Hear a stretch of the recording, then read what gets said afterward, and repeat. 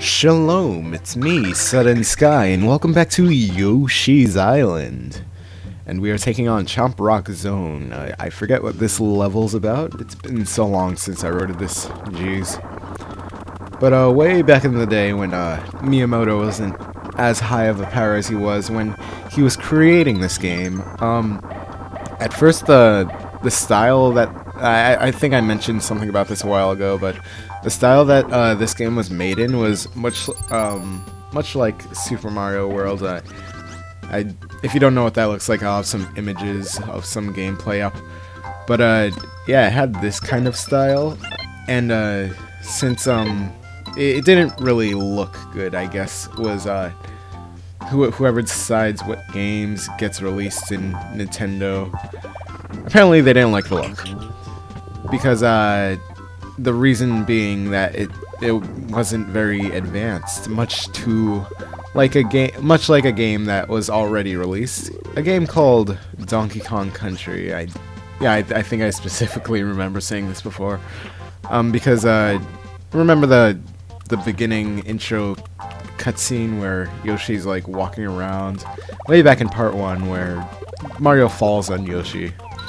Yeah, they wanted the whole game to look like that, I guess is what they wanted.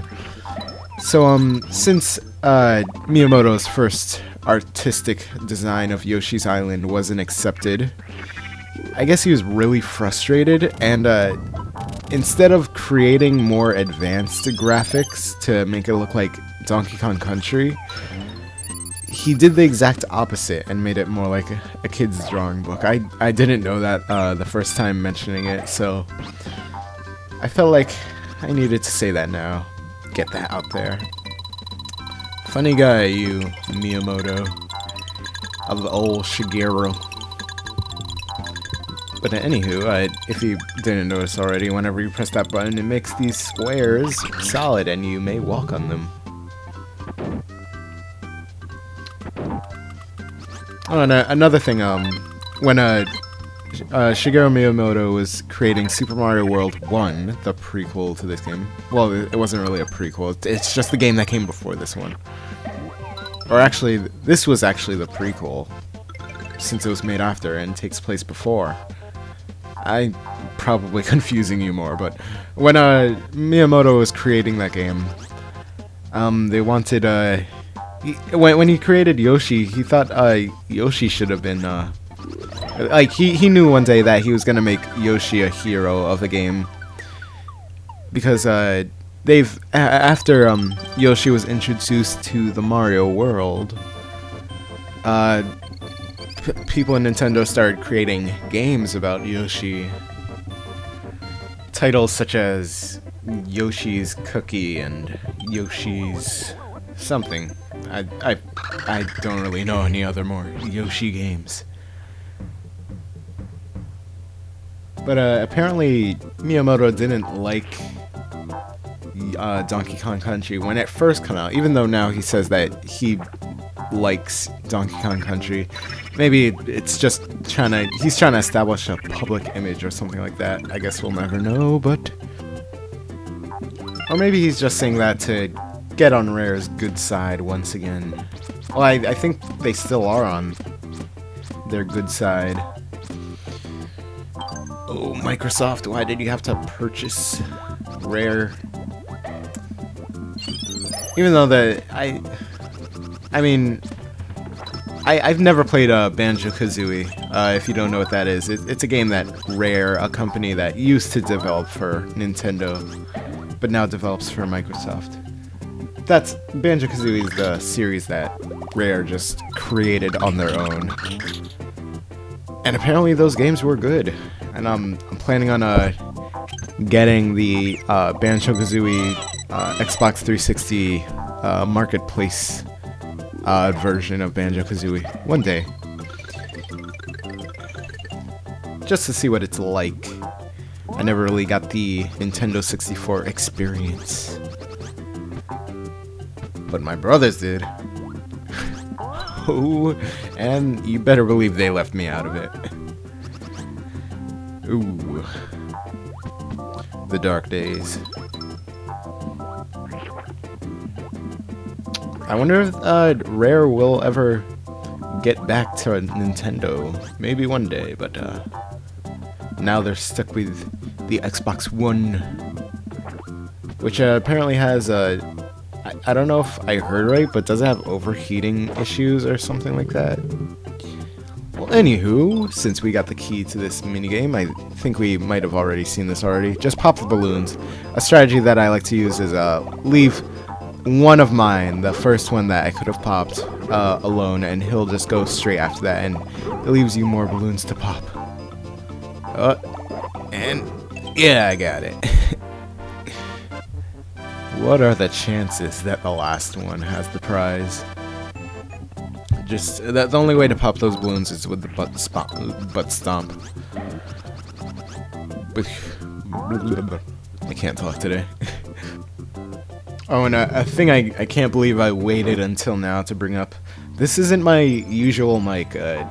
Annoying Players left his mic, so now I have it, and it's a lot better quality than mine. So don't get used to this quality. I'm just using it for now, just cause.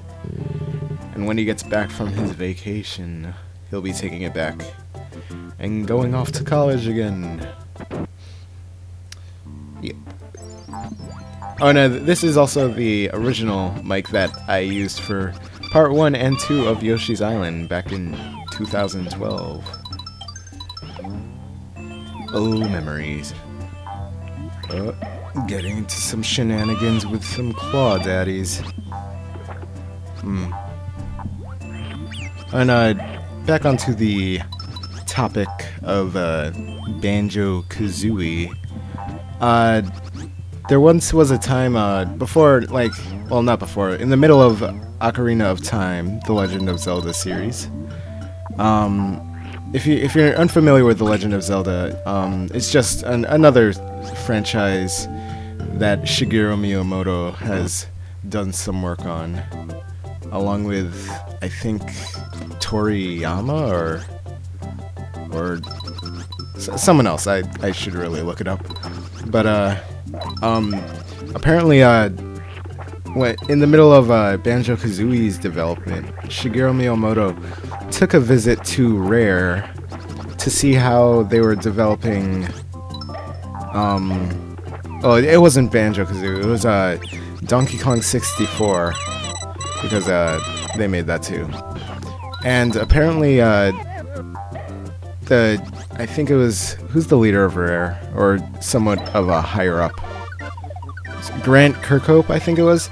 He said that Miyamoto was, I guess he perceived him as being jealous of how good the graphics were on Donkey Kong 64, and upon that made changes towards the look of Ocarina of Time.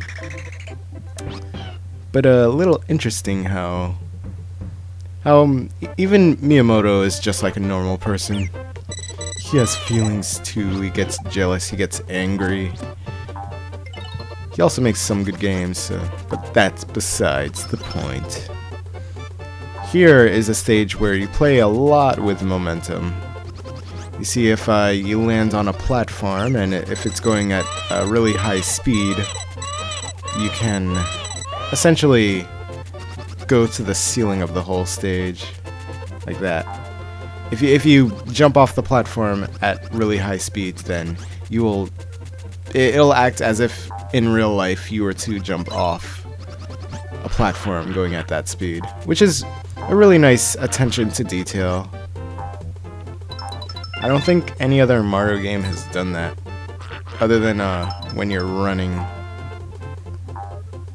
I'm trying to think of one, but I haven't played the Galaxy game, so it might be in one of those. I plan on getting that game one day. It looks really nice, especially for Wii style, or Wii power of graphics. Graphics.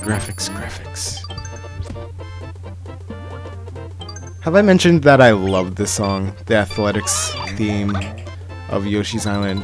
In every Mario game, there's always a song in the game that has that's its athletics, excuse me, theme, and this is Yoshi's Island Athletics.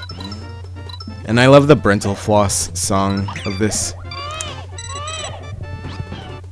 But he changes up the music, so you can't really sing that version to this.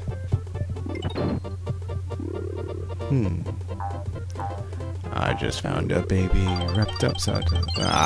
I mixed up the words. You can look it up. He's pretty good with stuff like that. He makes songs. Well, he puts lyrics to old video game songs. Down I go. Can I save myself? Yes! You've seen it here on Yoshi's Island. Extreme. You see, you really gotta play with the momentum here.